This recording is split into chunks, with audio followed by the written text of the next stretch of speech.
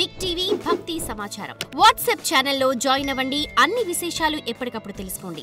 గురుగారు, మల విసర్జన చేసిన తర్వాత మళ్ళీ అయ్యప్ప స్వాములు స్నానం చేయాలా? అవునండి, మల విసర్జన చేసినప్పుడు స్నానం చేయాలంటే వాళ్ళు ఆఫీస్లోనూ ఉద్యోగంలోనూ ఎక్కడో ఉంటారు, పొరపాటుగా వచ్చేస్తారు, వాళ్ళు సన్నిధానం దగ్గర ఉండదు, బట్టలు కూడా దగ్గర ఉండదు. పొరపాటుగా మనం తీసుకునే ఆహారం వల్ల ఈ మల విసర్జనలో ఛాన్సెస్ అండి, దర్ ఈస్ అ ఛాన్స్. చాలా తక్కువ అయ్యప్ప దీక్షలు ఉన్నప్పుడు తక్కువ ఉంటుంది. కానీ కొంతమంది, స్వామి మా ఆవిడ మొక్కుకున్నదండి మైసూర్ బజ్జీ పెట్టాలి, మా ఆవిడ మొక్కుకున్నదండి పూరి పెట్టాలి, ఈ ఫోర్సబుల్ ఫుడ్ తింటారు చేస్తారా, అది అవాయిడ్ చేయండి. మల విసర్జన రాదు. ఒకటి వచ్చిందనుకోండి, అప్పటి నుంచి ఆహారం తినకండి, స్నానం చేసి పూజ చేసేంత వరకు.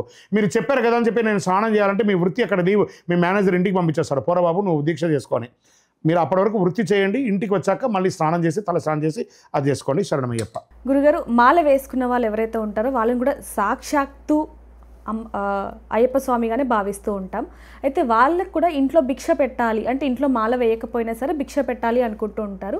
వాళ్ళు ఎలాంటి నియమాలు పాటించాలి? ఏమండి, స్వామి అయ్యప్ప స్వామి మాల వేసుకున్న వాళ్ళు మన ఇంటికి వస్తున్నారు, భిక్షకు వస్తున్నారంటే ఒక 2-3 రోజుల నుంచి మనం శుద్ధిగా ఉండాలండి, తప్పదండి. అందరూ అన్ని రకాలుగా ఉంటారు కదా, అయ్యప్పుడు పర్ఫెక్ట్గా ఉంటారు, మనం కొంచెం ఇన్బ్యాలెన్స్గా ఉంటాం కాబట్టి కొంచెం పర్ఫెక్ట్గా ఉండాలి. స్వాములు వస్తున్నారు కాబట్టి ఇల్లంతా శుచి శుభ్రంగా ఉండాలి, కడిగి తుడిచి. అయ్యప్పలు అందరూ వస్తున్నారు కాబట్టి వాళ్ళకి చక్కటి స్పైసీ లేకుండా, గార్లిక్ లేకుండా, ఏ విధమైనటువంటి ఆయిల్ ఫుడ్స్ లేకుండా భోజనం పెట్టి, వాళ్ళకి రాగానే కాలు కడుక్కోవడానికి నీళ్ళు ఇచ్చి, వాళ్ళని కూర్చోబెట్టి చక్కగాను, వాళ్ళు మీరు సోఫాల్లో ఒక క్లాత్ ఉన్న సోఫాలంతా కూర్చోకూడదు. ఎందుకంటే ఇంట్లో ఉన్న వాళ్ళు అందరూ అన్నింటిలో కూర్చుండగా అన్ని పక్క జరిపేసి ఓ చాప వేయడం, లేదా ఉతికిన బెడ్షీట్ ఒకటి వేసి కింద కూర్చోబెట్టి వాళ్ళకి ఆకు వేసి చక్కగా భోజనాలు అంతా పెట్టి, చేతులు కడుక్కున్న తర్వాత వాళ్ళకి పాదాలు ముట్టుకోకూడదు. ఆడవాళ్ళు స్వాముని పాదాలు, ఏ స్వాములు, ఈ మాల వేసుకునే వాళ్ళు కదా, వాళ్ళ ఎవరైనా ఆడ స్వాములు, మాత స్వాములు అయ్యప్పటి పాదాలు ముట్టుకోకుండా చేయండి. తప్ప రైట్ అనే డిస్కషన్కి రావద్దు. ఉండకండి, తాంబూలం ఇచ్చి అందులో ఏదైనా ఒక దక్షిణ తాంబూలాలు ఇచ్చి వాళ్ళకి నమస్కారం చేసి ఒక వస్త్రమో ఏదో ఒకటి ఇచ్చి చేయండి, లేదా ఒకటి అరటిపండు ఇచ్చి దండం పెట్టినా కూడా చాలు. శరణమయ్యప్ప. భిక్ష ఏ విధంగా ఉండాలి గురుగారు? భిక్షలాగా ఉండాలి. భిక్ష అంటే ఏంటి అర్థం? భిక్ష భవతి భిక్ష అందదాతో ఒక చిప్ప పెట్టుకొని తిరుగుతాను కదా, అందులో ఎన్ని రకాలు పడతాయి? ఒకటే పడుతుంది. అన్నం పెట్టగానే సాంబార్ కడుతారు, ఇట్లే ఉంటుంది కదా. పప్పు పడతారు, అన్నీ ఒక కుప్పగా అవుతుంది కదా. అప్పుడు ఏమవుతుంది? అన్ని కలిపిన తర్వాత అది ఏమంటాం? ఒకటే ఐటమ్, సింపుల్గా ఒక ఐటమ్ తినండి. భిక్షగా తినగానే శరణమయ్యప్ప. గురుగారు, అంటే ఇందాక మనం అనుకున్నాం కదా భిక్ష విషయంలో, అసలు ఎలాంటి ఆహార పదార్థాలు ఉండాలనేది ఒక్కసారి. ఆయిల్ ఫుడ్ ఖచ్చితంగా తినకూడదు. సాత్వికమైనటువంటి ఆహారం, ఉల్లిపాయలు, వెల్లుల్లిపాయలు, గరం మసాలాలు వాడకూడదు. కూరగాయలు, పండ్లు ఎక్కువ శాతం కన్జ్యూమ్ చేయండి. కొంచెం అన్నం, ఎక్కువ కూరలు తినండి, బాగా అరిగిపోయే ఆకుకూరలు, మంచి ఆహారానికి ఆరోగ్యపరమైన కూరలు. కాకరకాయ తినండి, ఆరోగ్యం కూడా బాగుంటుంది. శరణమయ్యప్ప.